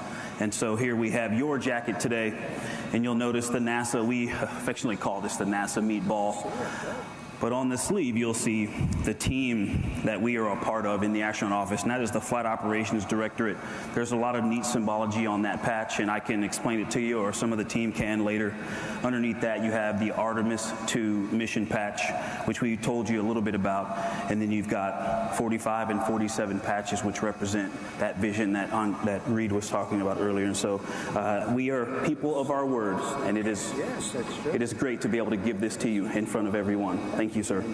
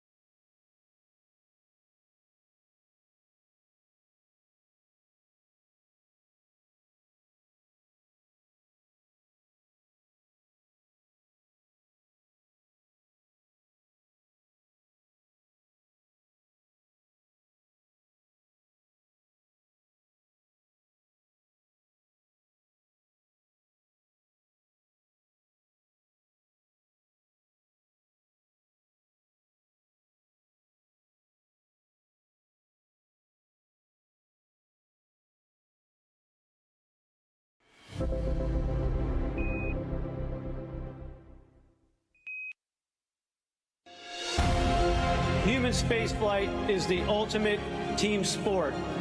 When these four fly around the moon, they won't be doing it alone. They're part of a team of astronauts, engineers, scientists, trainers, a team of support working around our country and around the globe, ready day and night.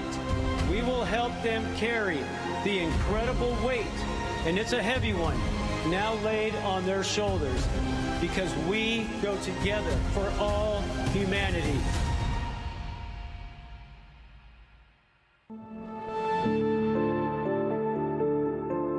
NASA has a rich history of test flights, and we do it for a reason. It goes all the way back to Mercury, to Gemini, to Apollo, to Shuttle, STS-1, Station, where the two modules came together, and we put that first crew on. Demo 2 on SpaceX, a lot of work went into that. Starliner for the crew flight test. These are test flights, and they're test flights for a reason, because we're making sure that that vehicle's ready to go from an operational standpoint from that point further. And Artemis is no different.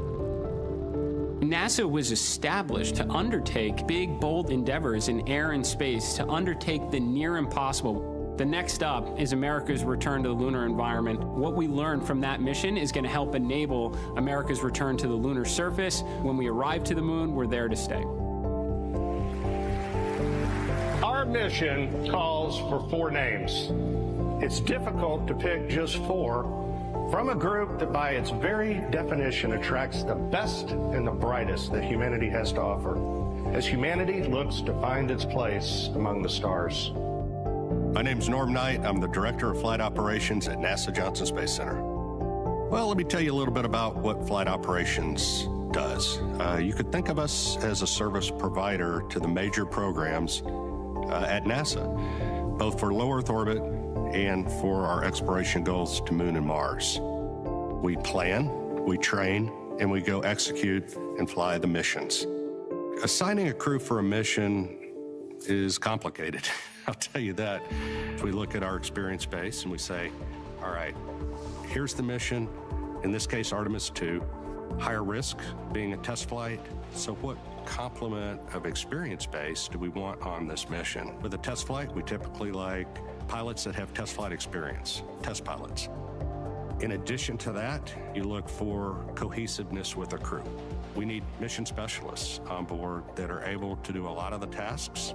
We go look at an experience base within the office and say who best can fit these needs.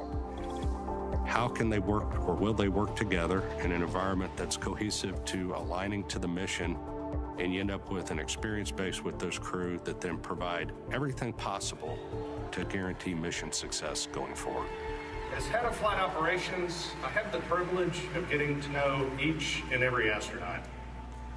The best part of my job, is that I'm surrounded by people who inspire, who give hope to those that might follow in their footsteps. I want to thank you all for sharing in this moment today, and thanks to our crew, Reed, Victor, Christina, and Jeremy, as they get ready to embark on this journey. It has been an amazing journey the last 2.5 years. We have just built a tremendous amount of trust between the four of us. This crew cohesion, we're at the point now where we are ready to go fly. For us, Artemis II is about much more than just going back to the moon. It is about the pursuit of excellence. If you want to go fast, go alone. If you want to go far, go together. And we are going together, and our mission success is built on handing off a starting point to Artemis III that sets our country and our partners up to go back to the surface of the moon. Sending machinery around the moon, beautiful machines, is a challenge. Adding humans takes it a giant leap forward. And there is a lot of work that goes into integrating people into the system. This is a very serious endeavor. This is absolutely a test flight. The last time we launched was more than 3 years ago. It did not have crew on it. It was not a completely like-for-like spacecraft on top of the SLS architecture. We basically invented all of the training for the Orion spacecraft and the rockets and put it all together, and now we're in the middle of giving all of that information to the crew to prepare them for the launch. For me, the heart of Artemis II are the individuals, the people that are on board that Orion capsule. They are going to represent us as humanity, going out into space on this incredible journey. And to me, that's the real piece there, is the human element. I'm Reed Wiseman, a NASA astronaut and commander of the Artemis II crew. I guess if I'm going to answer who I am, first and foremost, I'm a dad. I was a pilot in the Navy. I'm an astronaut. I'm a lover of nature, lover of the Earth, and in general, I just try to be nice to people. I've known Reed a long time, and just an absolute great person. He is very strategic in his thought process. I consider him big picture. His leadership style is really obvious. He's looking for ways to let all of his really talented, experienced crewmates own parts of the mission. Over his career, Wiseman has spent over 165 days in space. In the office, he was the chief astronaut, which is a very tough job. More on the personal side, Reed's just a great guy. I grew up in a small town north of Baltimore, Maryland, known as Cockeysville or Hunt Valley.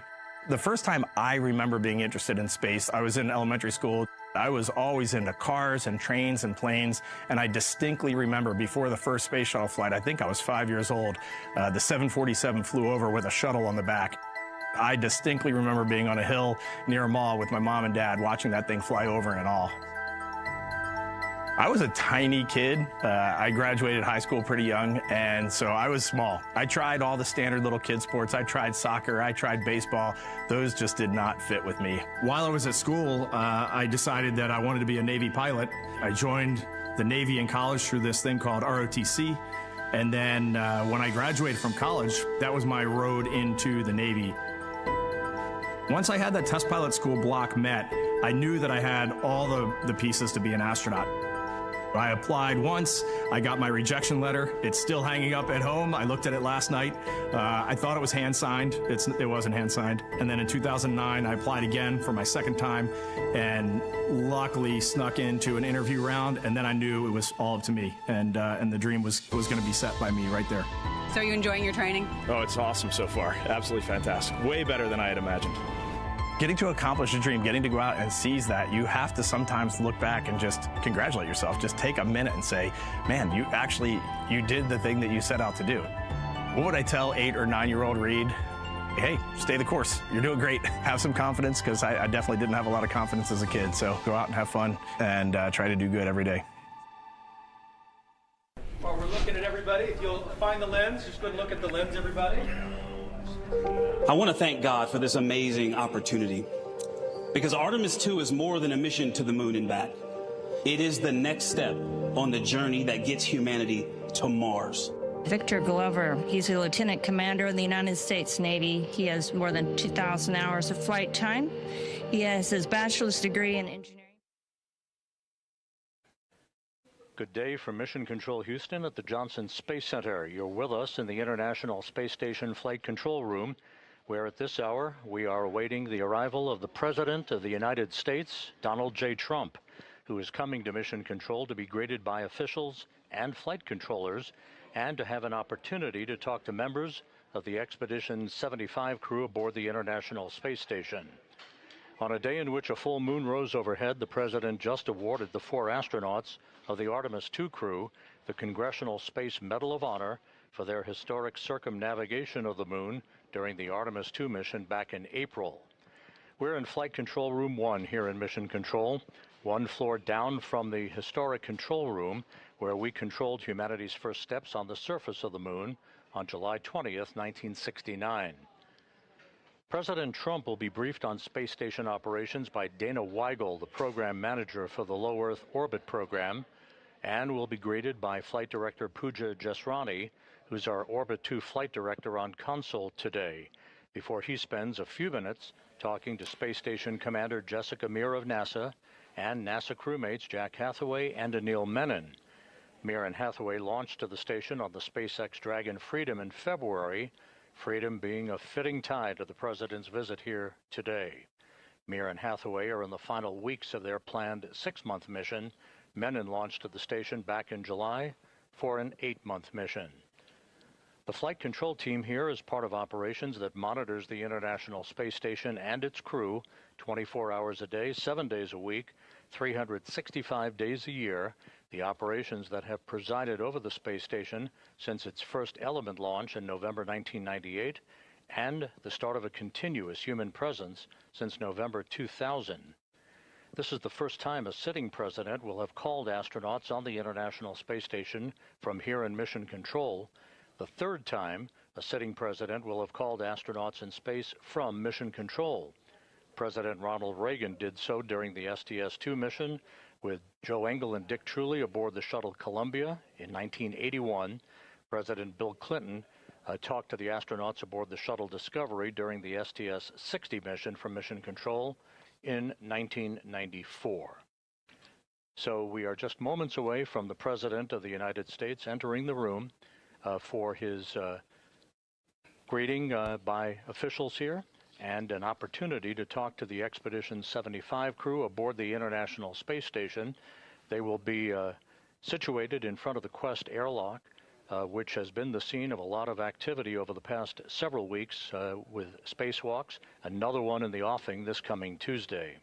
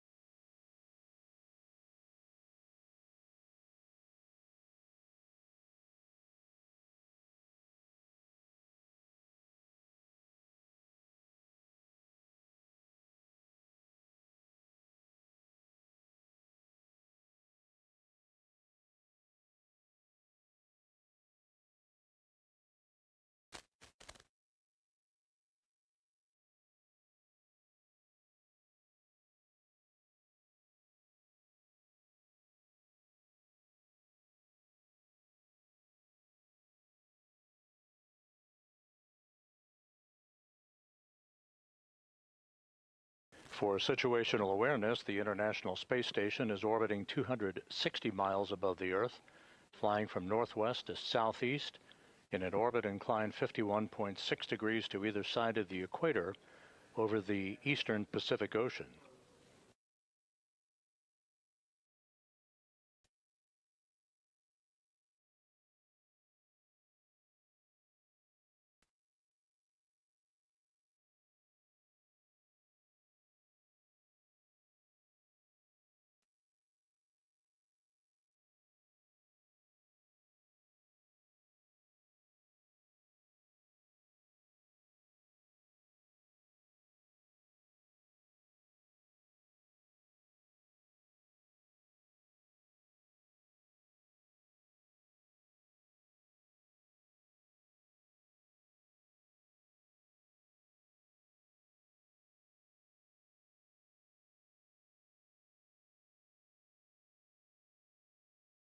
At the Flight Director Console with our Flight Director Pooja Jesrani is NASA Administrator Jared Isaacman, again just moments away from the arrival in the room of President Donald J. Trump.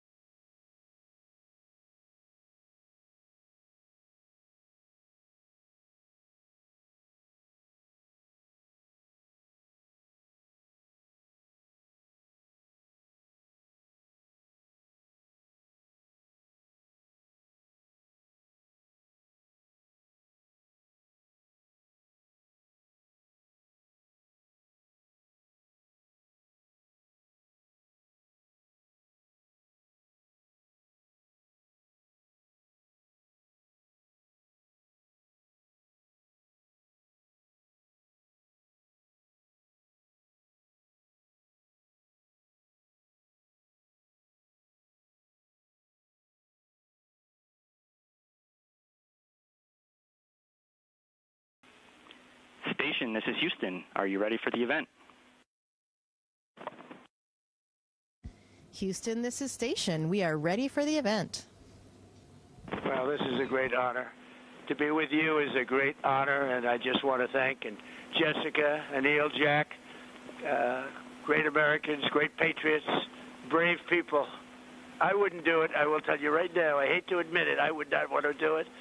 But some people love it more than anything, and you have amazing courage. And the job you've done, even to be selected, along with your fellow compatriots. You have some very good friends on board, too, from different places. And I don't know if they're hearing us, but just welcome them also. But I just want to congratulate you. And today, you know, we announced a very big thing because we're going to do a very special academy. And whether it's West Point, Annapolis, the Coast Guard Academy, if you look at the Air Force Academy, we're going to have an academy for what you people do. Everybody in this room would be excited. And it'll be at the same level. I said it has to be at the same level. If we're going to do it, it has to be at that very high level. Those are among the hardest schools to get into in the whole country. I would say almost at the top. And that's what we want. So we're going to set that up. And we'll remember this day for that. And I didn't realize it when I announced it. Nobody knew about it. And the room went sort of crazy. They liked it. But we just announced it, and you probably saw. So congratulations on that. Are you feeling well being all the way up there? Well, first of all, that is very exciting news. We are thrilled to hear it. It's the first we've heard of it as well, and we want to welcome you on board the International Space Station. We and all of our colleagues are very thrilled to have you up here today. We're all doing very well. We've been in the middle of several spacewalks, and we're getting ready for another one next week. That's very exciting, and I have a couple of people here that are very special to two people at least. And do you want to say hello? Come on over. Hi, it's Anna. Great to see you guys up there. We love you guys. You're doing a great job. Hi, babe. Have a good time up there. We'll see you soon. Not bad, right? How could I let them stand here and, you know, they want to say hello and you want to say hello. Who needs Trump? We want to say hello to them, right? It's an honor. This was a big day, and it's a big day actually for our country. And you have some tremendous plans. We have some tremendous plans ahead, and it's going to be something very special. I'm very proud of Space Force because I did that. It was during my term, and a lot of people didn't believe in it. A lot of people in the next administration wanted to end it, and frankly, the military put their foot down. The military absolutely put their foot down. They wouldn't let that happen. There was almost a revolt, and now it's a part of the whole thing. A lot of the victories, when you look at Venezuela, when you look at what we've done with the drug people coming in by boat and by land, frankly, that people don't know about so much, we get all that information from space and from what the people hear and what some others are doing. So it's incredible. Incredible how important it is, such a big deal. And it will get, with the high technology, it will get more and more with years. It'll get more and more important. So congratulations. You're really pioneers in a true sense. They're really pioneers, and Jared certainly is a pioneer. And when I came originally, I went to Florida and looked at the Kennedy Space Center, and it was closed. It was just closed. And the runway was grass strewn. It had grass throwing through the cracks, a lot of cracks and a lot of grass growing through. And now when you look at it, it's like a different world. We're back. But it was sad to watch that. It was very, very sad. Sad time for our country, actually. And I just congratulate everybody, and be careful, be safe, and we love you all. Thank you very much. Thank you. Thank you, sir. And I would like to say, as a colonel in the Space Force, that I am very proud to serve in the largest domain imaginable. And last week, I got the great honor of doing a spacewalk and got to look at the space station from the robotic arm and saw the incredible ingenuity that we are capable of. And I'm just so proud and excited that we are going to pave the way to our next journey to the moon, moon base, and Mars. And thank you for propelling us in that direction. We are watching your plans right now come to fruition and grateful for your leadership during this time period. Thank you for coming today. Thank you very much. Thank you very much. Would you like to say with that beautiful mustache? I want to get a mustache like that. Would you like to say something? Go ahead. Would you like to say? Absolutely, sir. I appreciate it. Yeah, the mustache is a lot of fun. You definitely have to have one in space. It's great in microgravity. It's in the great tradition of naval aviation. And if you're going to start an academy, you know, I graduated from the Naval Academy. I'm sure they're more than excited to support it and have it on board. And we're excited to be a part of the American space program. You're in MCC right now. Within 50, 100 feet of you are some of the finest minds that we have at NASA, and they're backed up by hundreds and thousands of more people at Johnson and Kennedy and all the centers around the country. America's leadership in the space program is incredible. We're excited about it. We're excited about going to the future, and our big team down at NASA is ready to execute and get Americans back on the surface of the moon. Thank you very much, and we'll all see you when you get back, right? We're going to see them when they get back good and safe, and God bless you all. Thank you very much. Thank you. We will continue doing our best to inspire all of the bright minds in the next generation as well. We are so excited about the energy that we feel and the energy that has been kicked off by the Artemis II crew. Thank you for honoring them today as well. We had the pleasure of speaking to them while we were up here on the International Space Station crew to crew, and it made us all incredibly connected and incredibly proud for what we have accomplished as a country and as an international program. Great job. Very proud. We're going to see you when you get back. In fact, if you want, Oval Office time, right? It's going to be another Oval Office time. We have good luck with the Oval Office, right, Jared? So we'll see you in the Oval Office, okay? Thank you very much. Be safe. God bless you. Thank you so much for your visit. We hope you have a wonderful stay in Houston.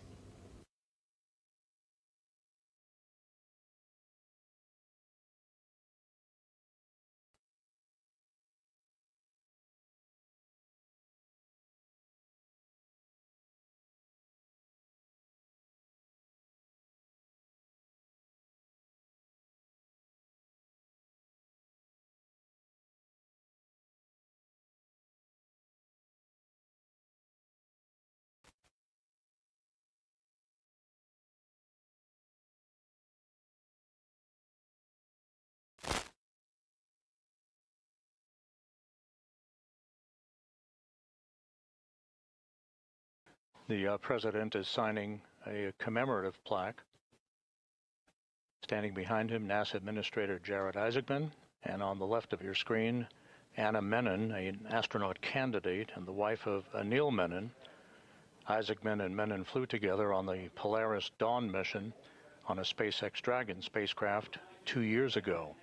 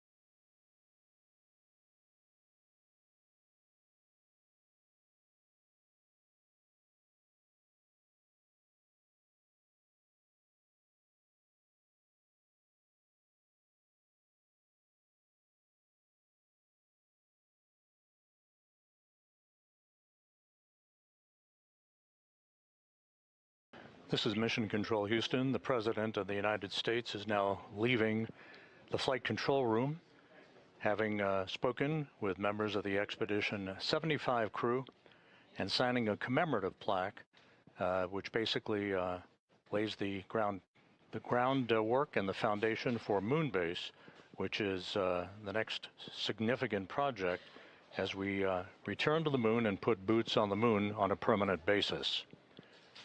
That'll conclude the President's visit to Mission Control here in Houston, and we will wrap up our coverage here for the day. We hope you've enjoyed the coverage throughout the course of the morning and the early afternoon hours.